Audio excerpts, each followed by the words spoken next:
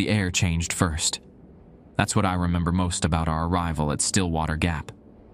One moment, we were driving along the winding mountain road, car windows down, Kate's playlist filling the space between us with indie folk that matched the autumn scenery. The next moment, the air thickened.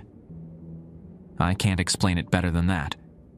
It pressed against my skin like a living thing, curious and cold. "Did you feel that?" I asked, glancing at Kate. She was staring out the window, her camera forgotten in her lap. "Yeah." She rolled up her window in one swift motion, like walking into a freezer. We'd been planning this trip for months. The remote campsite in the Appalachians had been Kate's find. A photographer's dream, she'd said, with its untouched forests and mirror-like lake tucked away from the usual tourist trails.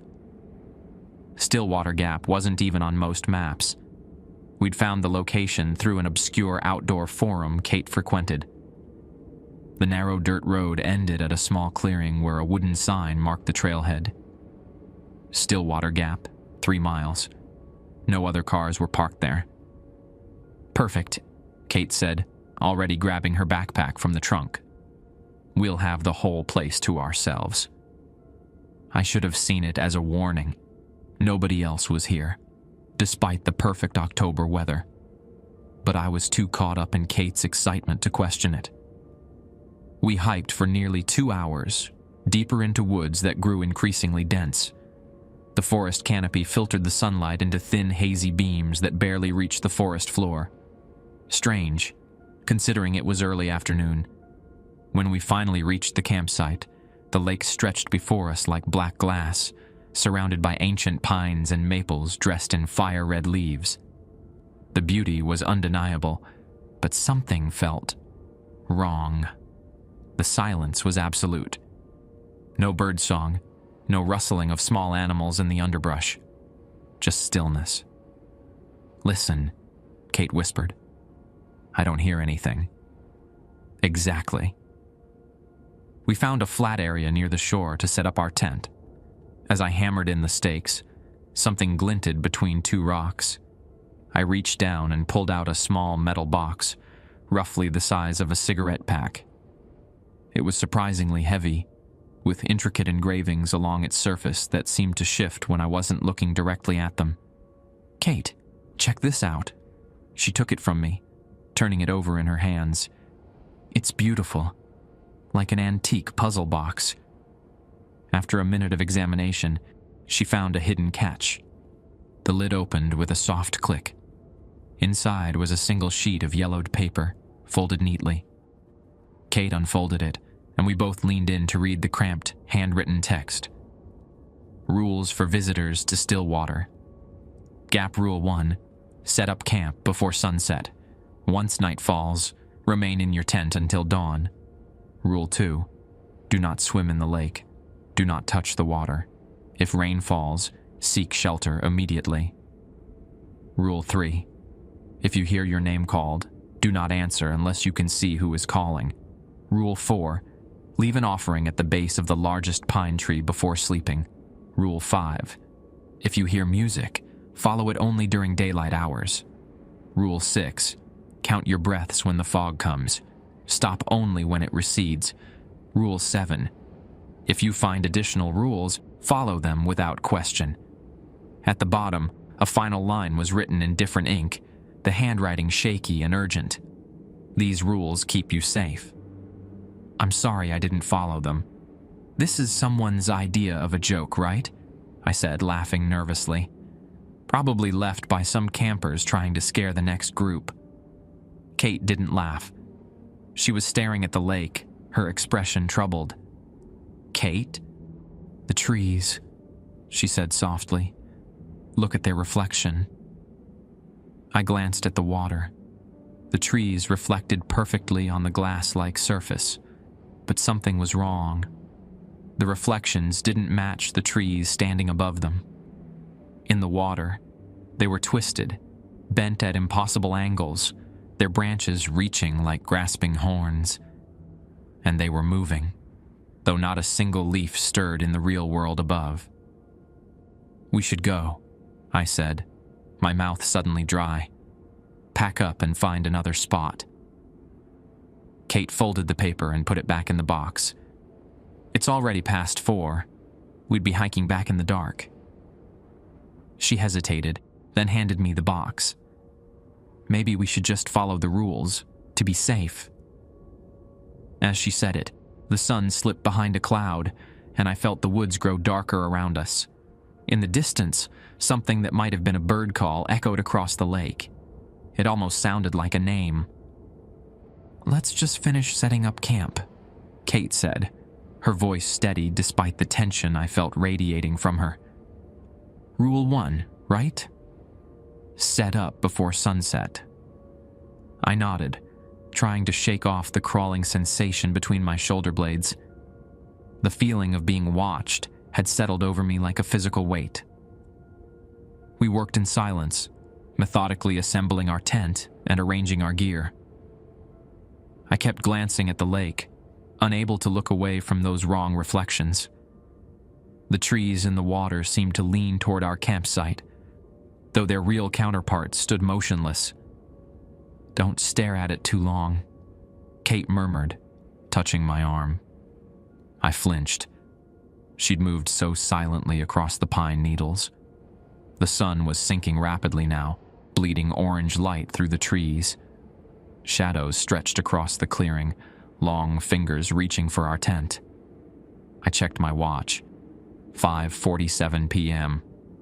We had maybe 30 minutes of daylight left. "What should we leave as an offering?" I asked, unfolding our camping chairs. Kate rummaged through her backpack. "I've got granola bars, trail mix, some jerky." "Not food," I said, surprising myself. "That feels wrong."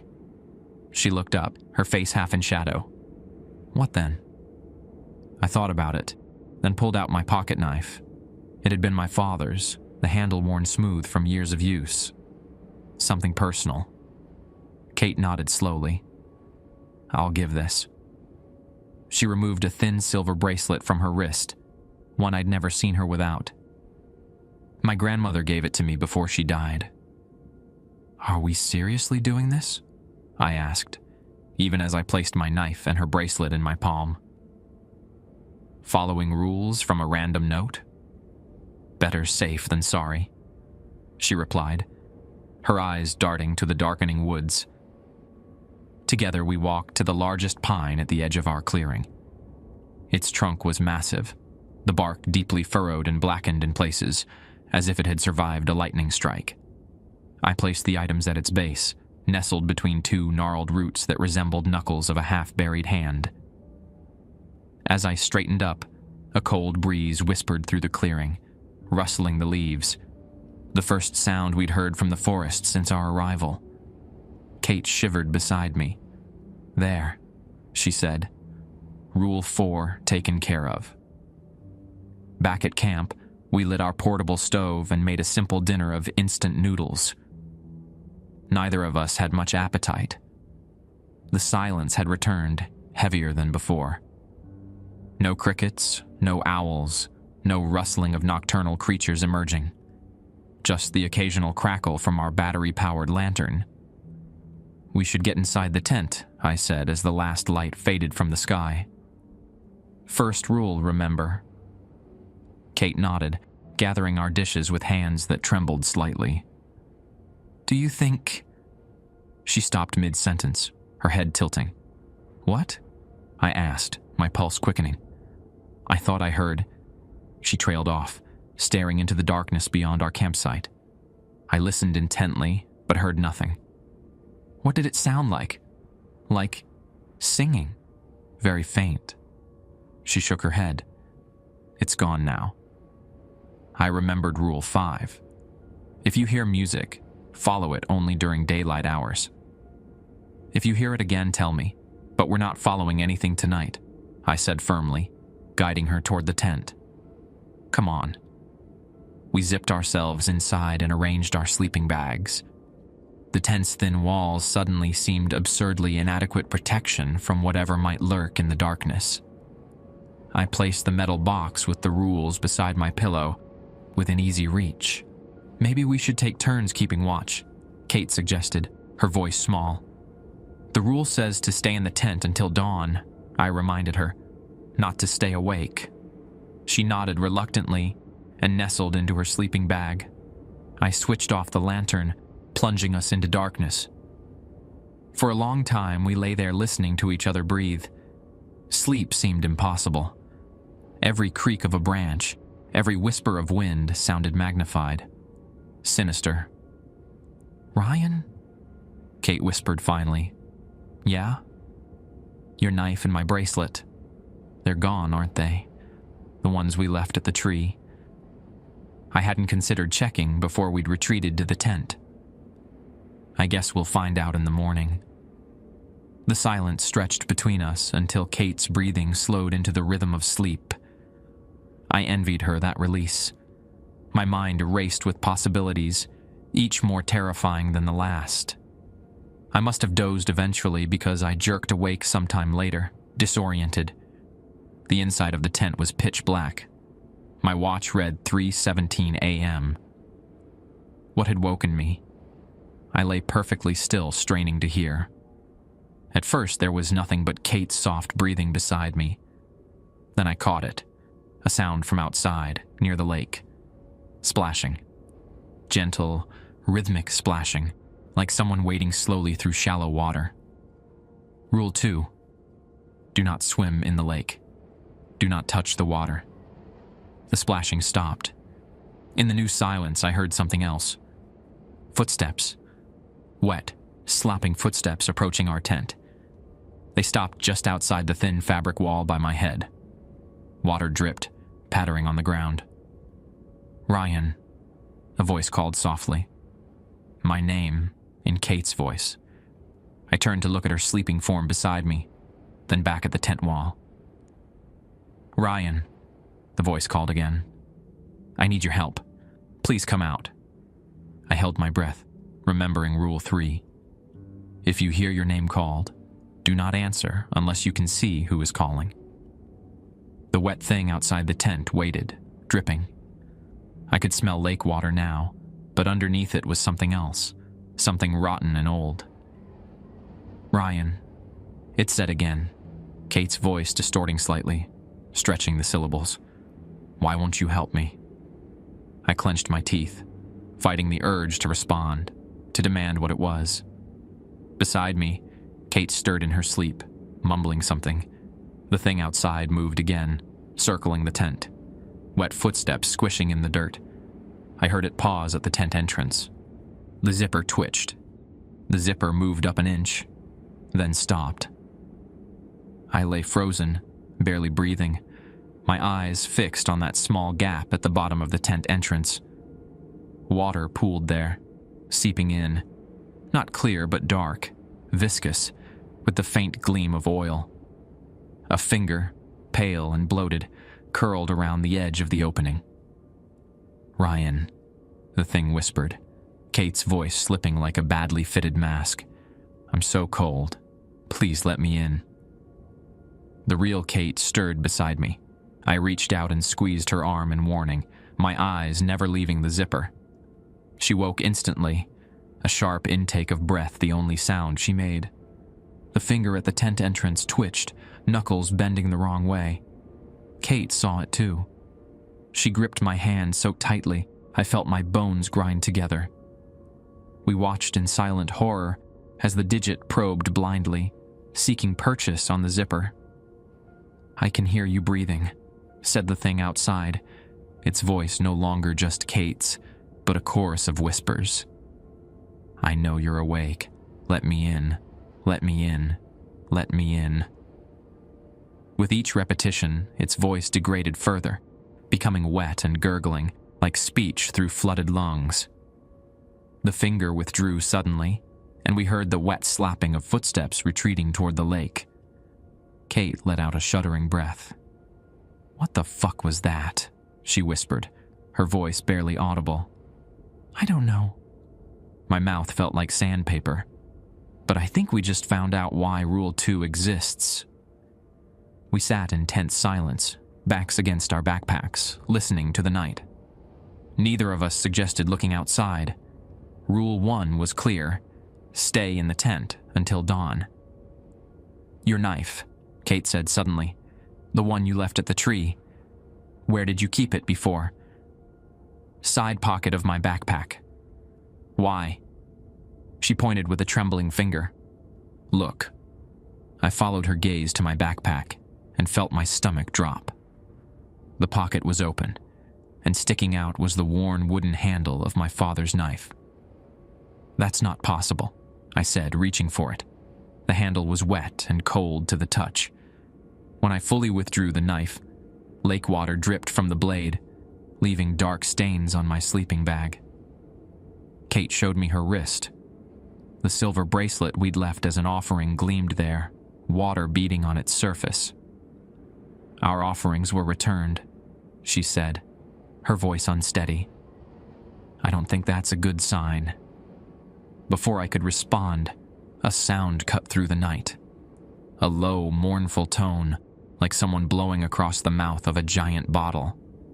It reverberated through the clearing, setting my teeth on edge. With the sound came a change in the air. It grew dense, difficult to breathe. Through the tent walls I saw a glow, not the warm light of dawn, but a sickly, diffuse luminescence. "The fog," Kate whispered. "Rule 6. Count your breaths when the fog comes. Stop only when it recedes."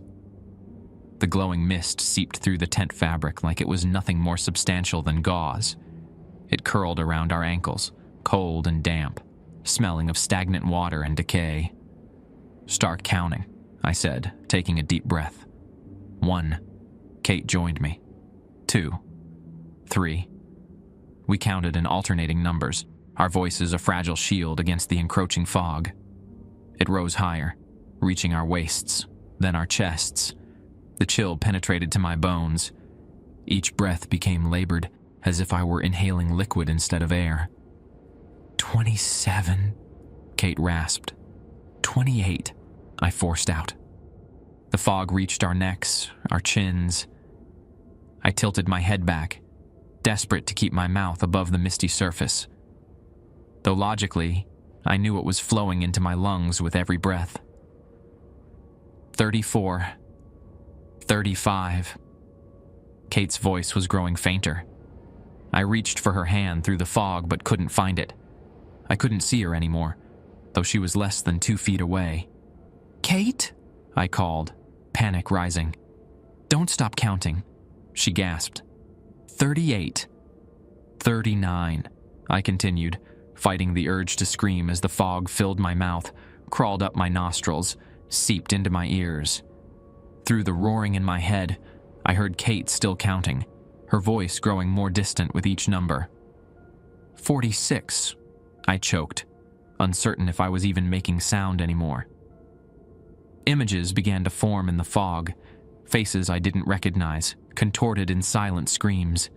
Places I'd never seen, a wooden cabin with black windows, a dock extending into churning waters, a circle of stones with something dark and formless, writhing at its center. 53, Kate called, her voice seeming to come from miles away now. I tried to respond but couldn't find my voice. The fog filled every part of me, replacing blood and breath with its cold essence. I was dissolving, becoming one with the mist. Somewhere in the distance, Kate was still counting. I clung to the sound like a lifeline. 62. 63. Suddenly, the bottle-like tone sounded again, and the fog began to recede. It withdrew from my mouth, my throat, my lungs, leaving me gasping and retching on all fours. As it sank back through the tent floor, the visions faded, leaving only impressions like the memory of a nightmare. 70. Kate whispered beside me, completing her count. I looked at her in the dim light. Her face was bone white, lips blue with cold. Dark water dripped from her hair, though it had been dry before the fog came. "Are you okay?" I asked, reaching for her. She flinched away. "Don't," she said hoarsely. I need to be sure it's really you." I withdrew my hand, understanding her fear all too well. "What did you see in the fog?" She shook her head, jaw clenched. "Things I can't describe. People. No, not people. Things wearing people-like clothes." She looked at me with haunted eyes. "This place. I don't think it's just haunted or cursed. I think it's something else entirely." Outside, birds began to chirp, the first natural sounds we'd heard since arriving. Dawn was approaching. We'd survived the night. Kate reached for her phone. "No signal, of course." She let out a hollow laugh. Not that I expected any. "We should leave at first light," I said. "Rules or no rules?" She nodded, but without conviction. What if we can't? What if that's not an option anymore? I had no answer for her. We both knew the rules implied a trap, one we'd walked into willingly, eyes wide open. As the first pale light seeped through the tent walls, a new sound broke the dawn chorus, something scratching on the ground outside. Hesitantly, I unzipped the tent a few inches and peered out. The dirt before our tent was disturbed, as if raked by enormous claws. In the fresh furrows, something gleamed. I reached out cautiously and picked it up. It was another metal box, identical to the first. I brought the box inside the tent, my hands trembling slightly. It was identical to the first. Same weight, same shifting engravings that seemed to rearrange themselves when viewed from the corner of my eye. "Should we open it?"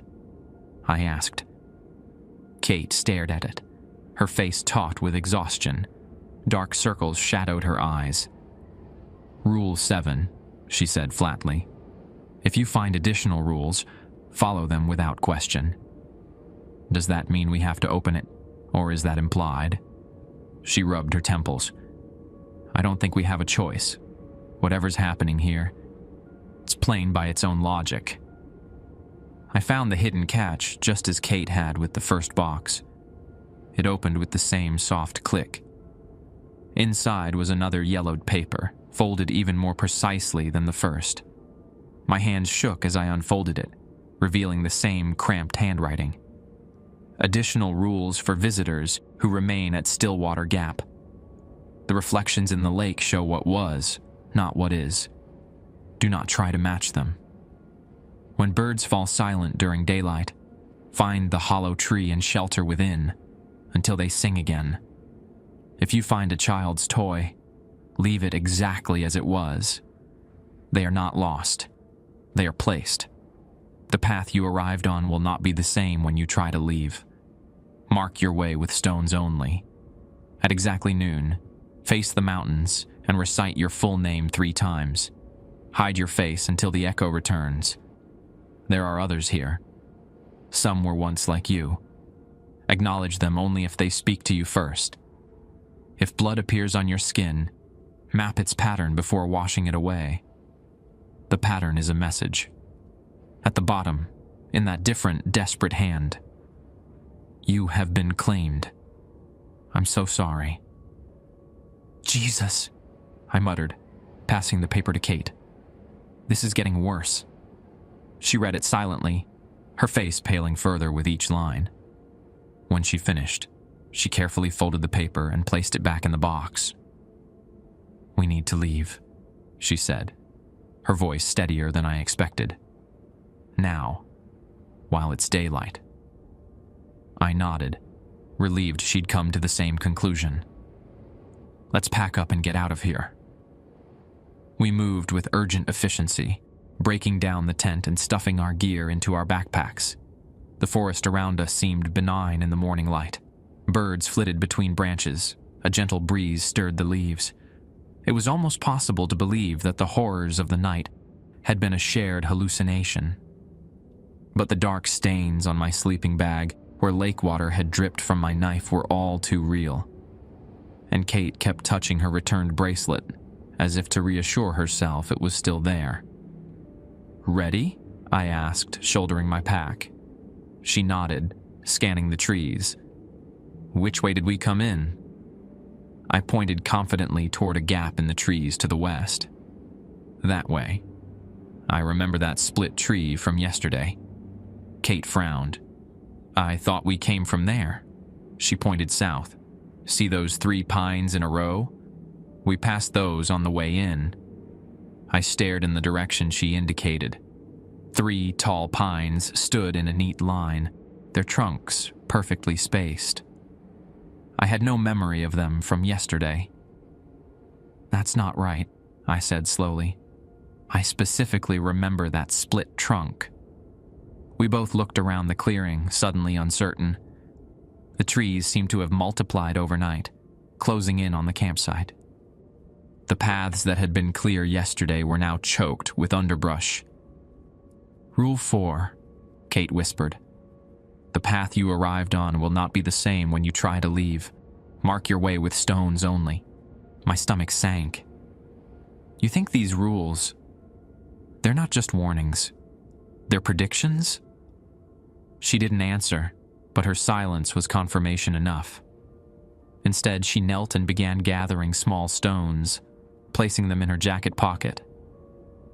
Let's try your way first, she said, nodding toward the split tree. We'll mark our path as we go. We set out, Kate dropping stones at regular intervals to mark our trail. The forest grew denser as we walked, the trees pressing closer together, their branches intertwining overhead to filter out the sunlight. The temperature dropped noticeably. After 20 minutes of hiking, we should have reached the main trail. Instead, we found ourselves at the edge of a small clearing we'd never seen before. In the center stood a weathered wooden cabin, its windows dark, empty sockets. This wasn't here yesterday, I said unnecessarily. Kate pulled out her phone and checked the GPS again. No signal, but the compass was working. We've been heading west, just like you said. Let's try a different direction, I suggested, trying to mask my growing unease. We retreated to our stone trail and followed it back to the campsite. The lake waited, still and black. The trees reflected in its surface were different now, withered and skeletal, though their counterparts above stood green and full. The reflections in the lake show what was, not what is. Do not try to match them. Kate selected a different direction, northeast this time, and we began again, marking our way with stones. This path seemed more promising at first. The underbrush was thinner, the way clearer. But after 30 minutes of hiking, the birdsong around us suddenly stopped.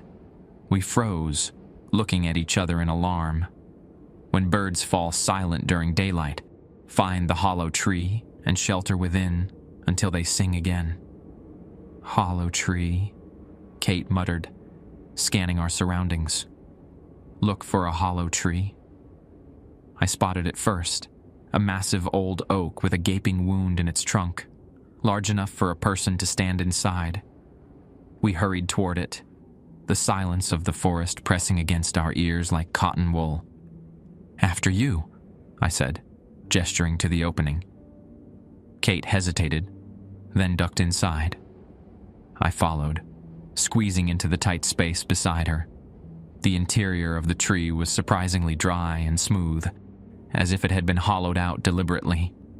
The wood was warm against my back, almost unnaturally so. Now we wait, Kate whispered. Through the opening, I watched the forest. Nothing moved.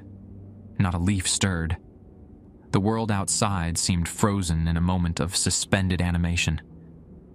Then I saw it. A figure at the edge of my vision, standing between 2 distant trees. Human-shaped but wrong somehow, its proportions subtly off. There's something out there, I whispered. Kate's fingers dug into my arm. Don't stare at it. Rule 6. I forced my gaze away, focusing instead on the ground at the base of the tree. There, half buried in the leaves, was a small object. A child's doll, ancient and weathered, its porcelain face cracked, its dress rotted to threads, If you find a child's toy, leave it exactly as it was. They are not lost. They are placed. I swallowed hard, fighting the urge to kick it away from our shelter. Minutes stretched by in tense silence. I was acutely aware of Kate's breathing beside me, of the unnatural warmth emanating from the wood at our backs, of the figure that remained motionless in my peripheral vision. "Ryan," Kate whispered suddenly, her voice tight with fear. "Look at your arm." I glanced down and felt my heart stutter. A line of blood had appeared on my forearm, seeping through my sleeve, though there was no pain, no wound beneath. As I watched, the blood moved, tracing a pattern on my skin like an invisible finger drawing with crimson ink. If blood appears on your skin, map its pattern before washing it away. The pattern is a message. Kate fumbled in her pocket and pulled out a small notebook and pen. With shaking hands, she sketched the design forming on my arm, a series of interconnected symbols I didn't recognize. They reminded me of the shifting engravings on the metal boxes, but more defined, more deliberate. The blood completed its message, then began to dry, flaking away to reveal unmarked skin beneath. In the distance, a single bird chirped tentatively. Then another joined it, and another, until the forest was alive with sound once more. "We can go now," Kate said, tucking away her notebook. As we squeezed out of the hollow tree, I looked back at where I had seen the figure. Nothing was there now, but on the ground the child's doll had moved. It now sat upright, its cracked face turned directly toward us. "Don't look at it," Kate said, grabbing my hand. "Come on." We followed our stone trail back to the campsite in silence, both lost in our own thoughts. It was becoming increasingly clear that leaving Stillwater Gap wouldn't be as simple as hiking out the way we came in. The sun was high overhead now, approaching noon. Kate checked her watch. "It's 11:54, she said. "Rule 5. At exactly noon, face the mountains and recite your full name 3 times. Hide your face until the echo returns." We stood at the edge of the lake, looking toward the mountains that loomed beyond it. Their peaks were shrouded in clouds, dark and forbidding. "I'm scared, Ryan," Kate admitted, her voice small. I took her hand, feeling the same fear coursing through me. "Me too. But we'll figure this out. We'll follow the rules and find a way out." My watch beeped, signaling noon. Together we turned to face the mountains. "Ryan Michael Cooper," I said 3 times, my voice echoing across the water. "Catherine Elizabeth Shaw." Kate followed, her words joining mine in the vast emptiness. We covered our faces with our hands and waited for the echo to return. We stood with our faces covered, the seconds stretching into minutes. The forest had gone silent again. No birds, no insects, not even the whisper of wind through leaves. Just the sound of our breathing, shallow and quick. Then it came. The echo returned, but it wasn't our voices. What bounced back from the mountains was a chorus of whispers, layered and distorted, speaking our names with terrible intimacy.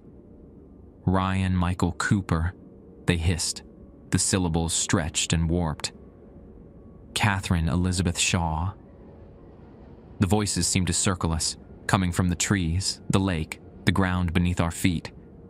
I fought the urge to uncover my eyes, to see what was speaking. "Don't look," Kate whispered beside me. "Not until it stops." The whispers grew louder, more insistent, multiplying until it sounded like hundreds of voices were calling to us. They knew us now. They had our names. And then, abruptly, silence fell again. "Is it over?" I asked, still covering my face. Before Kate could answer, a single voice spoke directly behind us, clear, human, and terrifyingly close. "You can look now. They've gone." I whirled around, dropping my hands, A man stood at the edge of the trees, watching us with tired eyes. He was gaunt, his clothes dirty and worn, his beard wild and unkempt, but he was undeniably human. "Who are you?" Kate demanded, grabbing my arm. The man smiled faintly. "A visitor. Like you." He gestured to the lake. "I've been here. A while." "How long?" I asked, studying him more carefully. His clothes were oddly dated, the kind of hiking gear popular maybe 15 or 20 years ago. He shrugged. I stopped counting after the first year. Kate's grip on my arm tightened. "A year? You've been trapped here for a year?" "At least." He glanced at the sky, then back at us. "Name's Daniel. You must be Ryan and Catherine." At our alarmed expressions, he added, "I heard you call out your names." The noon ritual. "Rule 5, I said. Daniel nodded. "You found the rules. Good. They'll keep you alive, at least." He took a step closer, then stopped when we both tensed. "I'm not one of them, if that's what you're worried about. Rule 6 says you can talk to me if I speak first. There are others here. Some were once like you. Acknowledge them only if they speak to you first." "How many others are there?" Kate asked. Daniel's gaze drifted to the lake. "Now, just me, as far as I know. There were 4 of us once. The others..." He trailed off, his expression clouding. "They broke the rules." A chill ran down my spine. "What happens if you break the rules?" "Depends which one." Daniel's voice was matter-of-fact, but a muscle twitched in his jaw. "Break Rule 2, you'll be taken into the lake. Break Rule 3, something will wear your face for a while. Break Rule 1, dot." He shuddered. "Don't break Rule 1. Kate pulled out her notebook. "We followed Rule 7 this morning, mapped a blood pattern that appeared on Ryan's arm." She showed him the drawing. "Do you know what it means?" Daniel studied it, his brow furrowing. "It's a name, not yours." He pointed to one of the symbols. "This here. It's how they write vessel or container. And these connected marks? A binding." "A binding?" I echoed. "What does that mean?" "It means they've chosen you for something." His eyes met mine, full of grim understanding. "They always choose one. The box finds you, and then they choose." My throat went dry. "Choose me for what?" Daniel just shook his head. "You'll find out soon enough." He glanced at the sky again. "It's getting late. You should return to your camp before sunset. Rule 1. "Wait," Kate said as he turned to leave. "How do we get out of here?" "We tried following different paths, but they just led us in circles." Daniel paused. "The way out..." He seemed to be weighing his words carefully. "It's not a path. It's a price." "What does that mean?" I demanded. "It means Stillwater Gap keeps what it claims." His eyes lingered on me. "Sometimes it keeps all, sometimes just part." With that cryptic statement, he retreated into the trees. We called after him, but he didn't look back, disappearing into the shadows as if he'd never been there at all. "Well, that was supremely unhelpful," Kate muttered, but her voice shook. I checked my watch. 2:37 p.m. "We've still got a few hours of daylight. Let's try to find another way out." This time we headed southeast, dropping stones to mark our path. We walked for nearly an hour, the terrain gradually becoming rockier, the trees thinning out. Hope stirred in my chest when I spotted what looked like a wider trail ahead. But as we approached, Kate suddenly froze. "Do you hear that?" I listened.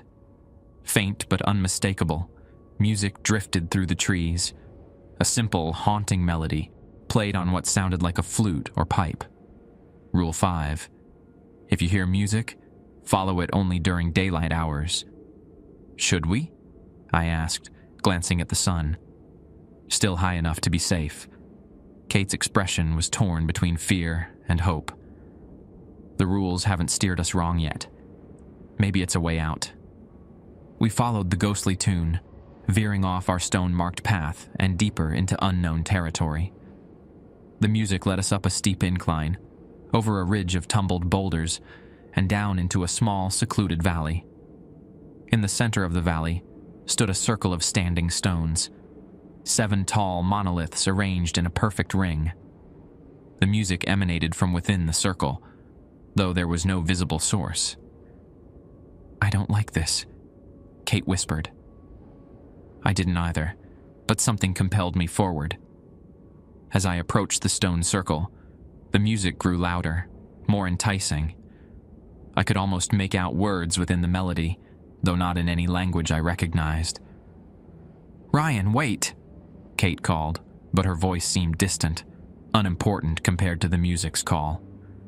I stepped between 2 of the monoliths, entering the circle.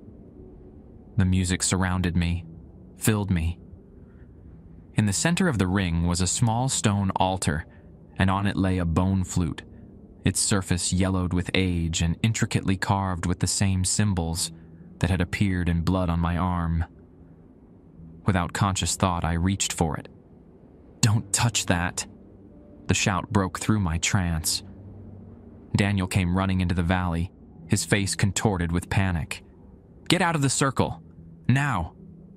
I stumbled backward, the spell broken. As I retreated, the music changed, shifting from enticing to threatening, a discordant wail that made my teeth ache. "Run!" Daniel yelled, grabbing Kate's arm and pulling her back toward the ridge. I sprinted after them, the inhuman music rising to a shriek behind me. As we scrambled over the rocky ridge, I glanced back. The standing stones were vibrating, blurring at the edges as if reality itself was coming undone around them. We didn't stop running until we reached the lakeshore, all 3 of us gasping for breath. The campsite was just as we'd left it, our gear undisturbed. "What the hell was that?" I demanded when I could speak again. Daniel sagged against a tree, his face ashen. A trap. One of their many traps. He looked at me with a mixture of fear and awe. "But it wanted you specifically. It called to you." "Why me?" He gestured vaguely at my arm where the blood symbols had appeared. "Because you've been marked. You're the vessel."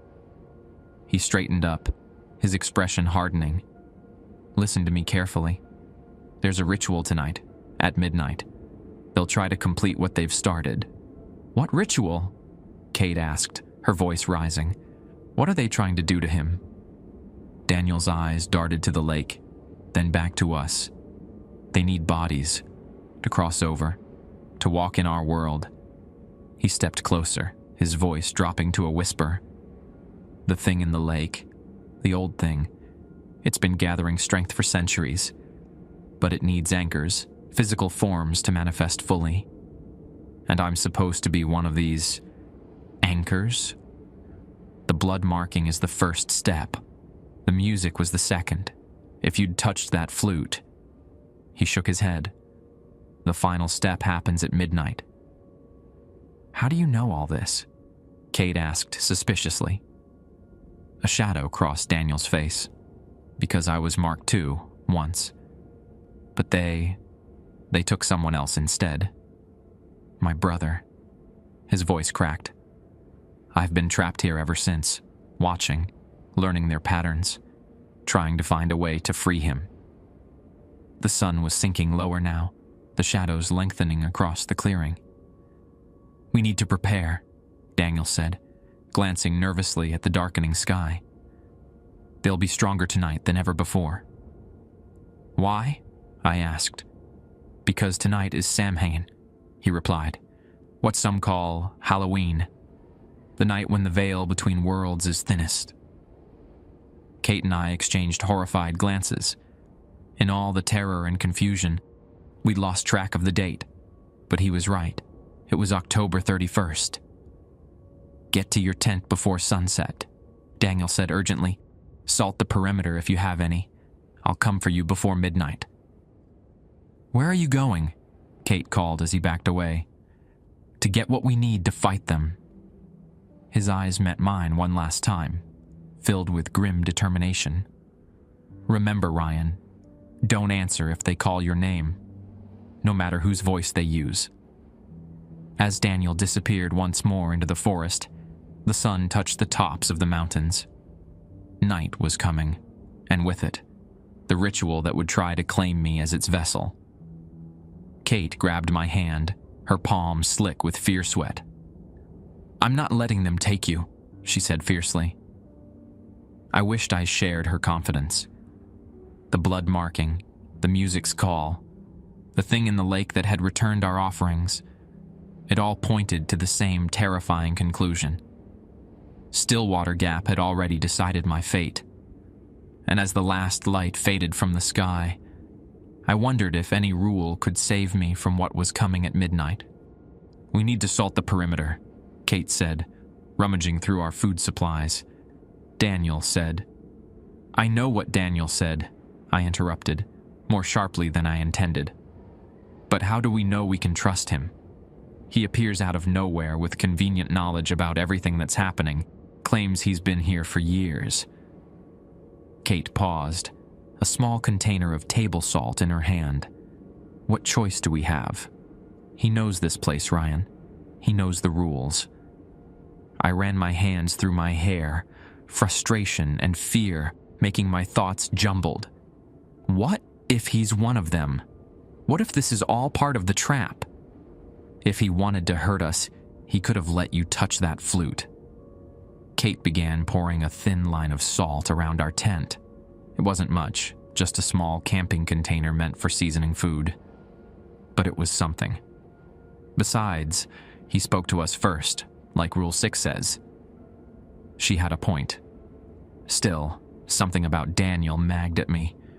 How convenient that he'd appeared right after the noon ritual, that he knew about the blood marking, that he'd shown up at the stone circle just in time.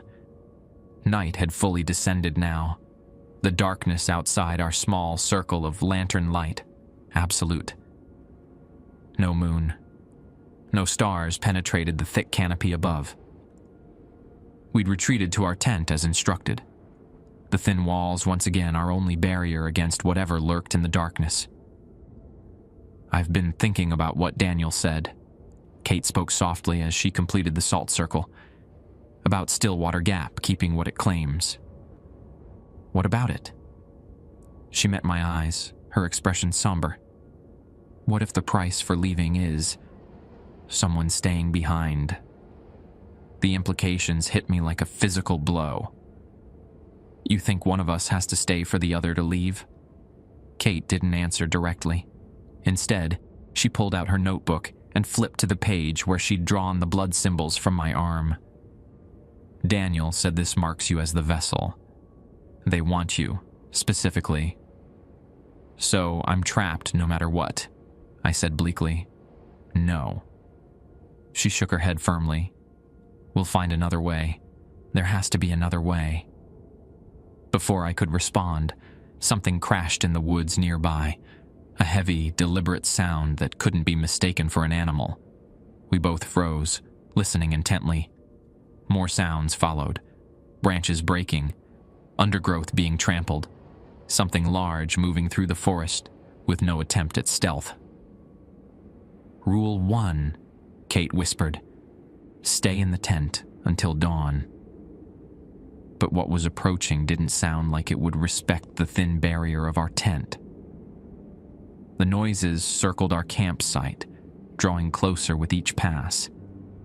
I clutched my father's knife, knowing it would be useless against whatever was out there, but needing something solid to hold on to. The sounds stopped directly outside our tent. In the abrupt silence, I could hear liquid dripping onto the ground. Pat, pat, pat, like the wet footsteps from the night before. "Ryan Cooper," a voice called. Not Kate's voice this time, but one I recognized all too well. My father's voice. "Dad," I whispered before I could stop myself. Kate squeezed my arm painfully. "Don't answer," she hissed. "Rule 3, "Son, I need your help," my father's voice continued, the familiar tones sending a wave of longing through me. "I'm hurt. Please come out." My father had died 3 years ago. Cancer that spread too quickly for treatment to make a difference. The thing outside was not him. Could not be him. Yet the voice brought back memories so vivid they made my chest ache. "Ryan, please," it pleaded, using the exact tone my father had used when he needed help getting from bed to bathroom in his final weeks. "I can't do this alone." I bit down hard on my knuckles, fighting the instinctive urge to respond, to help. Kate wrapped her arms around me, pressing her forehead against my shoulder. "It's not him," she whispered. "Remember the rules." The voice changed tactics. "Ryan, I know you're in there. Don't you want to see me again? Don't you have questions you never got to ask? I can answer them all." A pause. "I'm so proud of you, son." Tears burned in my eyes. There were so many things I'd never said to my father. So many conversations cut short by his rapid decline. The temptation to respond, to pretend just for a moment. "Kate," I whispered, my voice strangled. "I can't." "Focus on my voice," she said firmly. "Just my voice. Tell me about your favorite memory with your real dad." I closed my eyes, concentrating on the warmth of Kate beside me, using her voice as an anchor. "Fishing," I said hoarsely. "We went to this lake in Maine when I was 10. It rained a whole weekend, but we stayed out anyway. He taught me how to cast, how to be patient." Outside, my father's voice called again, more insistent now. I kept talking, drowning it out with real memories. He made terrible coffee on the camp stove, burnt and too strong, but we drank it anyway, huddled under a tarp while the rain came down. I swallowed hard. He told me stories about when he was a kid, adventures he'd had. I think half of them were made up, but I didn't care. The thing outside grew angry, my father's gentle tones giving way to a frustrated snarl that no human throat could produce. It paced around the tent, testing the salt line. Where it encountered the barrier, I heard a hissing sound, like water on hot metal. "The salt's working," Kate whispered. Gradually, the creature retreated, its wet footsteps fading into the forest. We sat in tense silence for several minutes, listening for any sign of its return. "I'm sorry," Kate said finally. "About your dad. That was cruel, using his voice." I nodded, unable to speak past the lump in my throat. It had been cruel and effective. If Kate hadn't been there. "They're getting desperate," she continued, checking her watch. "It's 10:42. Less than an hour and a half until midnight. And Daniel hasn't come back," I added, my earlier suspicions resurfacing. "Maybe he's not coming. Then we'll handle this ourselves." Kate's voice was stronger than I'd expected. She pulled her backpack closer and began emptying it methodically. "We need weapons, or symbols, or something we can use to protect you." I watched as she laid out our meager supplies: a first aid kit, a multi-tool, a flashlight, matches, energy bars, water bottles. Nothing that would help against supernatural forces. "Wait," I said suddenly, reaching for the metal box that held the rules. "These boxes, they're significant somehow. The engravings, the way they keep appearing." I examined the first box more carefully, tracing the shifting patterns with my fingertip. The designs seemed to respond to my touch, flowing like liquid metal beneath my finger. "They're the same symbols," Kate said, leaning closer. "The same as the blood pattern on your arm." She was right. Now that I was looking closely, I could see the similarities. Not exact matches, but variations on the same strange alphabet. What if... I hesitated, the idea forming slowly. What if these boxes are protection, not just warnings? They appeared to help us, to give us the rules. But who left them? Kate asked. And why? Before I could respond, a quiet knock sounded on the tent flap. We both jumped. It's Daniel, a hushed voice called. Let me in, quickly. Kate and I exchanged glances. I gripped my knife tighter and nodded. She unzipped the tent. Daniel slipped inside, bringing with him the smell of earth and something acrid, like burnt herbs. He was carrying a small leather satchel and a crude spear, a sharpened stick with something metallic bound to its tip. They're gathering, he said without preamble. Every spirit, every entity that dwells in Stillwater Gap.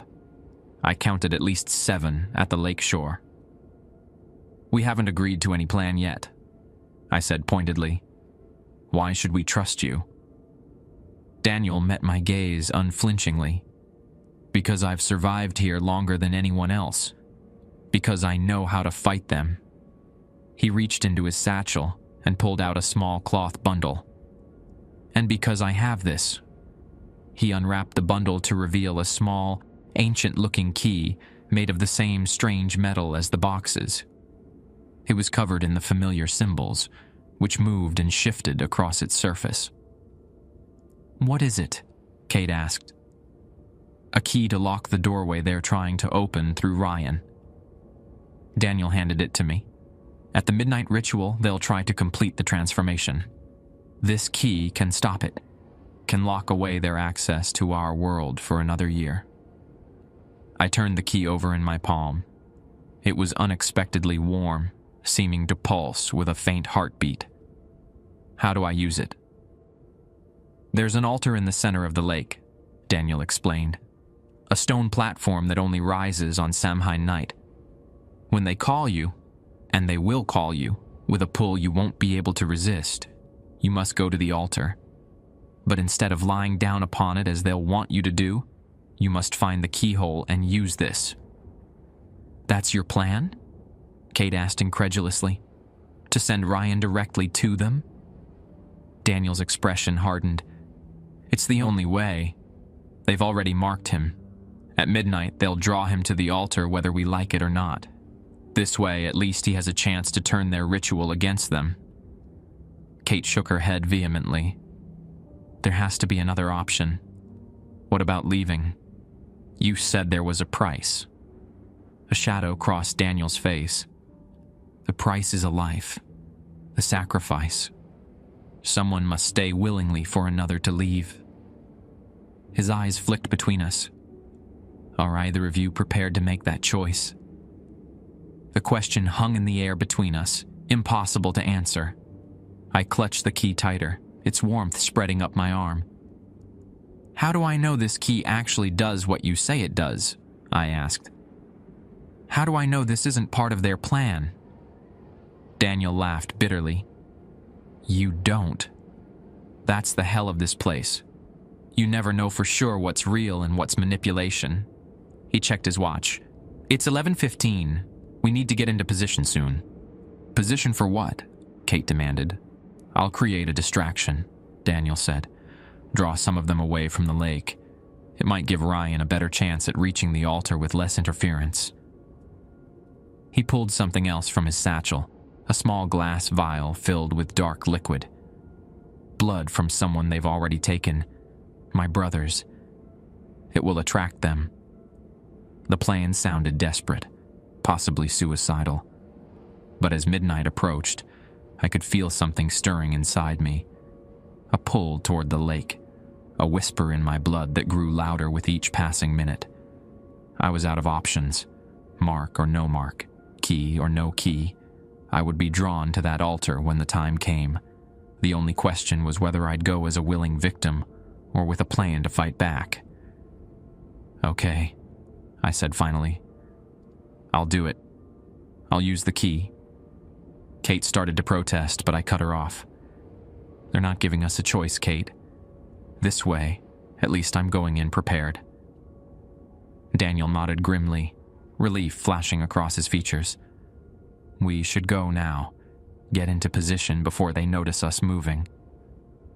As we prepared to leave the relative safety of our tent, I slipped the strange key into my pocket. Its warmth pulsed against my thigh, echoing the beat of my heart.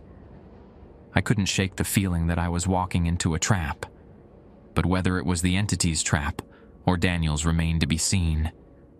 The rules had kept us alive so far, but as midnight approached and the final ritual loomed, I wondered if any rules would matter anymore. Whatever awaited me at the center of that black lake, I would face it with the key in my hand and Kate's voice in my heart. It was the only plan we had. The night air burned cold in my lungs as we crept toward the lake. The forest had transformed. Shadows moved with purpose between the trees. Whispers floated on the wind, and the faint smell of decay hung in the air. Breaking Rule 1, leaving our tent before dawn, felt like crossing a threshold from which there was no return. Daniel led the way, his makeshift spear held at the ready. Kate followed close behind me, clutching the metal box containing the rules. My pocket felt heavy with the key, its warmth intensifying with each step toward the water. "Stop," Daniel whispered, throwing out his arm. We froze. Ahead, at the lake's edge, dark figures moved. They were roughly human-shaped, but wrong in ways I couldn't quite define. Too tall, too fluid in their movements, their proportions subtly distorted. They seemed to be arranging items around the shore, stones, branches, small objects that gleamed dully in the darkness. "Preparations for the ritual," Daniel breathed. "They're creating the channeling circle." The figures didn't speak, but a low humming emanated from them, vibrating in my chest like the bass at a concert. The sound made my teeth ache and my vision blur at the edges. "I can feel it pulling me," I whispered, fighting the urge to step forward into their circle. Kate gripped my arm. "Fight it. Not yet. It's not midnight." Daniel checked his watch. 11:47. Almost time. He turned to us, his face ghostly in the darkness. "I'll go west, along the shore, and create the distraction. Wait until you hear me, then Ryan makes for the altar. Kate, you stay here."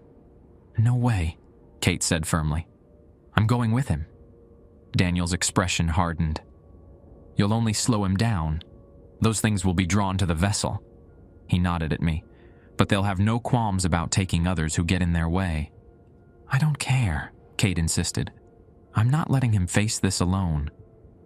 Before Daniel could argue further, the humming from the lake shore changed pitch, becoming deeper, more resonant. The dark figures stopped moving and turned as one to face the center of the lake. The black water began to churn, though there was no wind. Slowly, impossibly, the center of the lake rose up, water flowing away to reveal a stone platform emerging from the depths. The altar. It was a simple structure. A rectangular slab of stone supported by 4 pillars, all covered in the same shifting symbols that decorated the boxes and the key. As it cleared the water's surface, the platform began to glow with an eerie blue light. The pull I'd felt before intensified tenfold. It was no longer just a whisper in my blood, but a scream, a command, an irresistible force drawing me toward the altar. I took an involuntary step forward before Kate's grip on my arm anchored me. "Not yet," Daniel hissed. "Wait for my signal." He slipped away into the darkness, circling west along the shore. The dark figures, I couldn't bring myself to call them people, continued their humming, swaying gently now, their attention fixed on the glowing altar. "Ryan," Kate whispered, her face pale with fear. "If this goes wrong—" "It won't," I said with more confidence than I felt. "But if it does," she persisted, "I need you to know that I love you, and I'm not leaving without you." My throat tightened. "Kate." "No arguments," she cut me off. "Where you go, I go. That's the deal." Before I could respond, A commotion erupted from the western shore. Daniel's voice rose in a strange, guttural chant, and a red glow flared in the darkness. The distraction. Several of the dark figures broke away from the circle, moving with unnatural speed toward the source of the disruption. The others remained, their humming never faltering. "Now," Kate urged. "Go!" I could no longer fight the pull anyway. The key in my pocket burned hot against my thigh as I stepped from the cover of the trees and moved toward the shore. Kate followed close behind, her footsteps nearly silent on the forest floor. The remaining figures sensed our approach. They turned, their faces, if they could be called faces, rippling like disturbed water. But they made no move to stop me. Instead, they parted, creating a path to the water's edge. They want me to reach the altar, I realized. They need me there for the ritual. As my feet touched the cold water of the lake, I expected resistance, remembering Rule 2. Do not swim in the lake. Do not touch the water. But nothing happened. The water simply parted before me, creating a dry pathway to the glowing altar. Kate gasped behind me but continued to follow. The figures flanked our path now, their humming growing more intense, more focused. I could feel their anticipation like a physical weight. My hand closed around the key in my pocket. It was scorching hot now, almost too painful to touch, but I held on. This small piece of metal was our only hope. When we reached the altar, the humming stopped abruptly. In the sudden silence, I could hear Kate's ragged breathing behind me and, distantly, shouting from where Daniel had created his distraction. The altar glowed blue before me, its surface inscribed with a complex pattern of the same shifting symbols. In the center was a clearly defined depression in the shape of a human body. My body, I somehow knew. And beside it was a small, keyhole-shaped opening. "I see it," I whispered to Kate. "The keyhole. Do it," she urged, "before they stop you." I pulled the key from my pocket. It glowed with the same blue light as the altar, the symbols on its surface moving more rapidly now, aligning with the pattern on the stone. The figures began to close in, their humming resuming at a higher, more urgent pitch. Time was running out. My watch beeped. Midnight. The moment it did, everything changed. The figures around us threw back their heads and released a sound that was part shriek, part song. The water of the lake rose up in a wall around the altar, cutting off any path of retreat. And most terrifying of all, the altar itself began to transform. The symbol-covered stone liquefied, flowing like mercury but retaining its shape. The body-shaped depression deepened, and from it rose tendrils of the same fluid stone, reaching for me. "Ryan!" Kate screamed as one of the tendrils wrapped around my ankle. I lunged for the keyhole, the ancient key extended before me. The tendril yanked hard, pulling my feet from under me. I fell, my chin cracking against the stone, but kept my arm outstretched, desperate to reach the keyhole before I was dragged into the depression. More tendrils emerged, wrapping around my legs, my waist, pulling me inexorably toward the center of the altar. The key was still inches from the keyhole. Kate grabbed my arm, trying to pull me back, but the force was too strong. One of the figures broke from the circle and moved toward her with frightening speed. "Kate, look out!" I yelled. She turned just in time to see the figure reaching for her. In a desperate move, she swung the metal box containing the rules, striking the figure's head. It recoiled with a sound like tearing fabric. Using the momentary distraction, I gave one final lunge toward the keyhole. The tip of the key found its mark, sliding into the opening with a satisfying click. Everything stopped. The tendrils froze mid-motion. The humming cut off. Even the wall of water surrounding us seemed suspended in time. Then the key began to turn on its own, rotating slowly clockwise. With each fraction of turn, The symbols on the altar glowed brighter.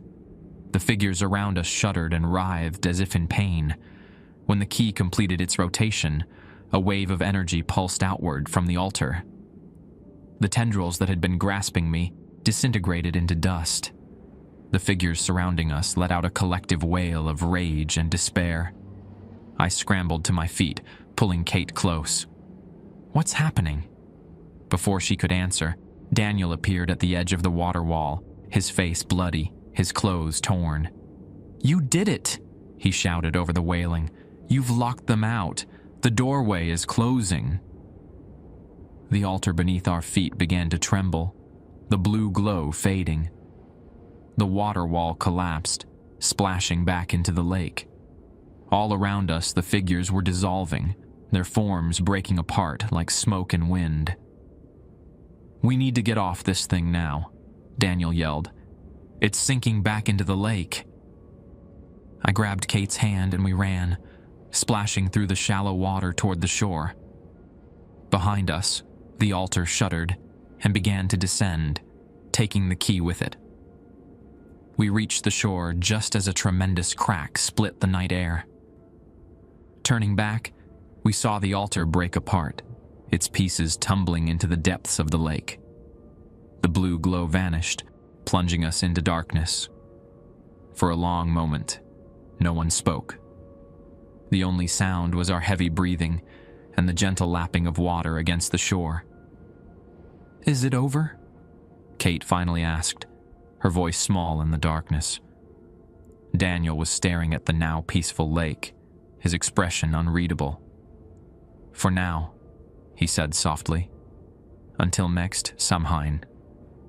"What does that mean?" I demanded. "Can we leave now?" Daniel turned to me, his eyes reflecting the faint starlight that now penetrated the clearing.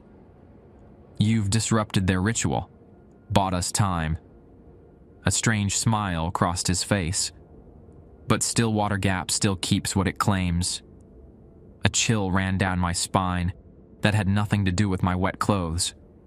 "You said there was a price to leave, a sacrifice." "Yes." Daniel nodded slowly. "Someone must stay willingly for another to leave." Kate's grip on my hand tightened. "We're not separating," she said firmly. "Either we both go, or we both stay." Daniel's smile widened, becoming almost predatory. "Noble sentiment, but I don't think you understand." He stepped closer, his form seeming to blur slightly at the edges. "I've been here for 27 years. I've paid my price over and over. And now..." He looked up at the night sky, drawing a deep breath as if tasting freedom. "Now it's someone else's turn to keep the rules." With growing horror, I realized what he was saying. "You're leaving." "At dawn," he confirmed, "when the old rules allow it." "And we're staying," Kate said flatly. "Both of us." Daniel's expression softened slightly. "That's your choice to make. The path out will appear for one at dawn. For me. Next year, perhaps, for one of you." He glanced at the lake. "If you survive that long." He turned and began walking back toward the forest. Over his shoulder, he called, "Better get back to your tent. Rule 1 still applies, and there are hours yet until dawn." We watched him disappear into the darkness, the implications of his words settling over us like a shroud. "He planned this all along," Kate whispered. "Used us to disrupt the ritual so he could finally leave." I nodded numbly. "And now we're stuck here. For a year at least." Kate took my face in her hands, forcing me to look at her. "We survived tonight. We'll survive the year." Her eyes were fierce with determination. "We know the rules now." As we made our way back to our tent, exhausted and shaken, I couldn't help but wonder what other rules we'd discover in the coming days and months. What other horrors Stillwater Gap had in store for us. The key had locked one doorway, but I feared it had opened another. A year-long nightmare in this place where reality bent and broke according to ancient, inhuman patterns. And somewhere in the darkness behind us, I could have sworn I heard the faint sound of a child's laughter. We huddled in our tent, soaked and shivering, as the hours crawled toward dawn. Neither of us could sleep. The knowledge that we were now trapped in Stillwater Gap, possibly for a year, possibly forever, hung between us like a physical presence. "I keep thinking about Daniel," Kate said finally, breaking the long silence. 27 years. How is that even possible? I had been wondering the same thing. Daniel hadn't looked old enough to have been trapped here for nearly 3 decades. Time might work differently here, I suggested. Or maybe the place preserves you somehow. Preserves you for what? Her voice cracked on the question. I had no answer for that. The memory of the altar's tendrils wrapping around my legs, pulling me toward that body-shaped depression, was still too vivid. Whatever entities controlled Stillwater Gap, they clearly needed human vessels for some purpose. "Do you think he was telling the truth?" Kate asked. "About a path appearing at dawn?" "I don't know." I checked my watch. 5:23 a.m. But we'll find out soon. We fell silent again, listening to the sounds of the night. The forest had returned to its unnatural quiet after the chaos of the ritual. No insects chirping, no owls hooting, no rustling of nocturnal creatures. Just stillness. "Ryan," Kate said suddenly, her voice tight with alarm. "Look." She was pointing at the tent floor between us. A small puddle had formed, water seeping up through the ground sheet. As we watched, the puddle expanded, the water rising faster. "It's coming from the lake," I said, scrambling to my feet. "We need to move, now." We grabbed our backpacks and burst out of the tent, just as water flooded in, soaking our sleeping bags. Outside, the forest was still dark, but a faint grayness on the eastern horizon promised approaching dawn. The entire campsite was flooding, water rising from the ground, as if the very earth were dissolving beneath our feet. We retreated to higher ground, watching as our tent collapsed, submerged in the rising water. "They're angry," Kate whispered, clutching my arm. "The ritual failed and they're angry." The water continued to rise, following us as we backed further up the slope. It didn't behave like normal water. It moved with purpose, seeking us out, flowing uphill against gravity. "The rules," I said suddenly. "Where's the box?" Kate patted her jacket pocket. "Here." I grabbed it when we left the tent. "Check if there's anything about flooding, about water chasing us." She pulled out the box and opened it, hands trembling as she unfolded the second set of rules. "Nothing specific," she said after scanning it. "Just Rule 2, don't touch the water." The water was still advancing, now only yards away from our position. The trees around us creaked and groaned, their roots undermined by the flood. One massive pine tilted slowly, then crashed down with a thunderous impact. "The hollow tree," Kate exclaimed. "Rule 2 from the second set. When birds fall silent during daylight, find the hollow tree and shelter within until they sing again." "It's not quite daylight," I pointed out. "And the birds haven't fallen silent. They were never singing to begin with." "It's our best shot," Kate insisted, pulling me toward the forest. "Do you remember where it was?" I tried to orient myself. "East, I think. Past those 3 pines in a row." We ran, splashing through shallow puddles that seemed to grab at our ankles. The water was everywhere now, turning the forest floor into a swamp. Behind us, I could hear larger bodies of water moving through the trees, pursuing us with unnatural determination. The eastern sky grew lighter. Dawn was minutes away. There. Kate pointed to a massive oak ahead. It was the hollow tree we'd sheltered in before, its gaping wound in the trunk beckoning like a sanctuary. We sprinted the final distance, water splashing around our knees now. As we reached the tree, I glanced back. A wave was forming in the flooded forest, rising up like a wall, poised to crash down upon us. "Get in!" I shouted, pushing Kate into the hollow trunk. I dove in after her just as the wave struck the tree with concussive force.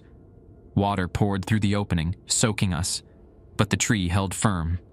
Inside, the space seemed larger than I remembered, and the wood still radiated that unnatural warmth. "Do you feel that?" Kate whispered. I nodded. The tree was vibrating slightly, a subtle tremor running through the wood. It felt almost like a heartbeat. Outside, water continued to batter the tree, seeking entrance. But as the minutes passed, the assault gradually lessened.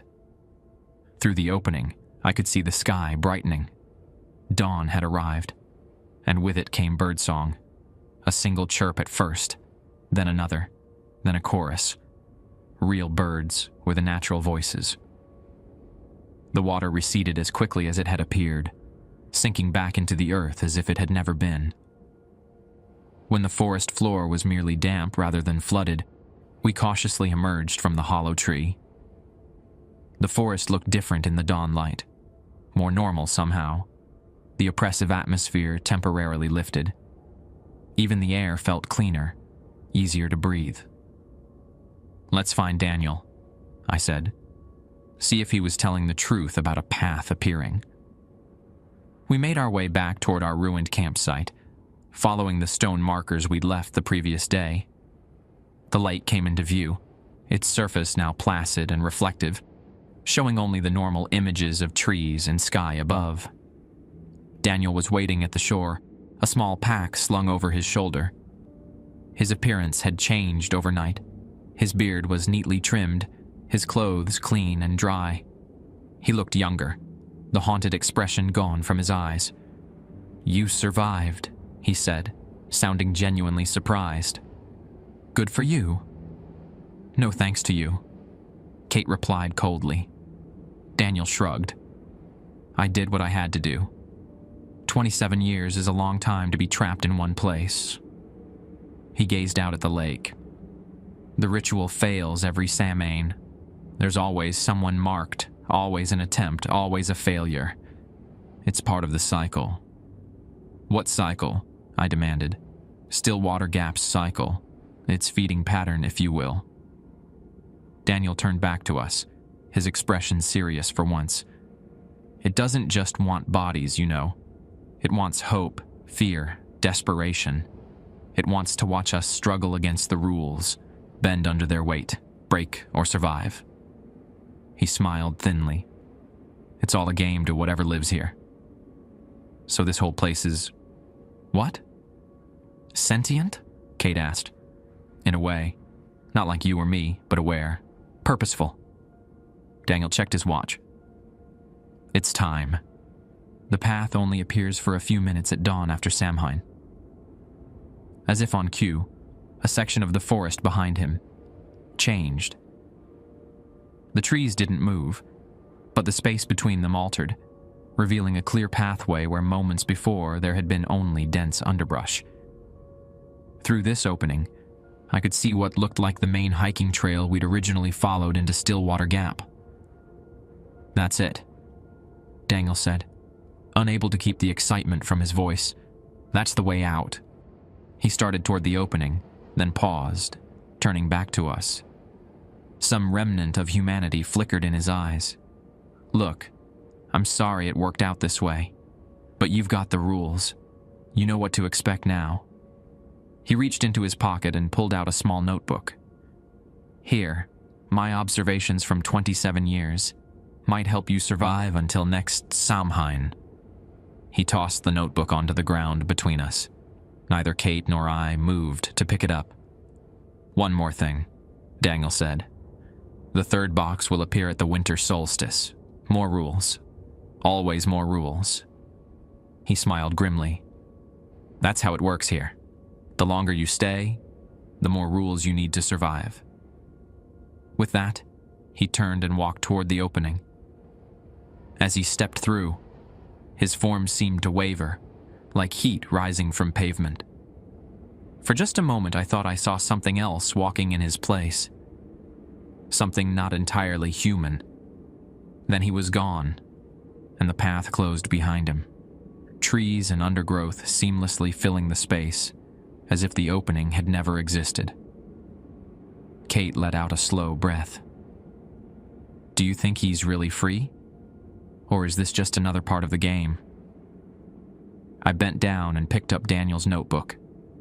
It was water-stained and worn, the pages filled with cramped writing, diagrams, and what looked like tallies of days. I don't know, but I think we need to assume we're on our own now. We turned and looked at the ruins of our campsite. Our tent was destroyed, most of our supplies soaked or washed away. The only things we had left were what we'd carried in our backpacks during the midnight ritual. The metal boxes with the rules, Kate's notebook, my father's knife, and a few energy bars. We need to find shelter, Kate said pragmatically, someplace more permanent than a tent. I nodded, thinking of the cabin we'd glimpsed during our attempts to leave the day before. And we need to map this place, learn its boundaries, its patterns.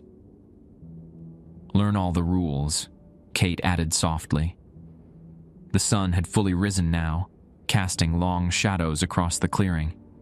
In the daylight, Stillwater Gap looked almost ordinary, a beautiful remote camping spot in the mountains. But we knew better. We had seen what lurked beneath its tranquil surface. As we gathered what remained of our belongings, I found myself wondering how long we would last here. Would we survive until next Samhain? Would one of us make it out, leaving the other behind? Or would we both eventually join whatever had been following the rules long before we arrived?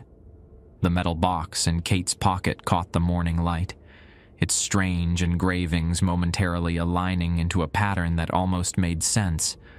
Almost. Come on, I said, taking her hand. Let's go find that cabin. As we walked away from the lake, I felt eyes on my back, not human eyes, but something older, patient, and endlessly hungry. Something that had all the time in the world to watch us struggle against its rules. Something that had claimed us as its own. The cabin walls were covered in rules. We'd written them everywhere. Carved into the wooden beams, painted on scraps of fabric, scratched onto metal sheets. 365 days of rules, each one more specific and strange than the last. Don't sleep with your head pointing north on the waning moon. When the lake turns red, recite the names of everyone you've ever loved. If you see yourself in the forest, run in the opposite direction. The third box had arrived at the winter solstice, just as Daniel had said. Then the fourth at the spring equinox. The fifth at the summer solstice. Each with its own set of rules, each more critical to our survival than the last. Kate sat at our makeshift table, carefully copying the blood symbols that had appeared on her arm that morning. Mine had stopped appearing months ago, after the entities realized I had disrupted their ritual. Now they wanted her instead. How much longer? She asked without looking up. I checked my watch, our last reliable connection to the world we'd left behind. 2 hours until sunset. Then we'll know. Today was October 31st. Samhain. 1 year since we'd found the first metal box with its list of life-saving rules. We'd survived things I can barely bring myself to describe. The collector who stalked the woods during the February snow. The children's voices that called from beneath the floorboards during the spring floods. The doppelgangers who tried to replace us in August, wearing our faces like masks. But we'd followed the rules, all of them, even when they contradicted each other, even when they seemed impossible. Do you think it'll appear for both of us? Kate asked, finally meeting my eyes. I took her hand, tracing the scar where the thing in the hollow tree had bitten her in March. I don't know, but either way, we decided. Both or neither. She nodded, returning to her copying work. We'd learned the hard way that every rule mattered, every symbol had meaning. Outside the cabin window, the lake waited, black and still. Soon the altar would rise again. Soon we would know if our year of rule following had earned us passage out of Stillwater Gap. Or if, like Daniel before us, we would become part of the cycle. Guardians of the rules, keepers of the boxes, luring others into the trap so that one day we might escape. I picked up the metal box that had started it all, its engravings now familiar as old friends. Inside, the yellowed paper with the first 7 rules seemed almost laughably simple compared to what had come after. As the sun began to sink toward the mountains, I added one final rule to our wall, one we had written ourselves. Never look back once you've left Stillwater Gap. What follows might not be who you were. It was the most important rule of all, of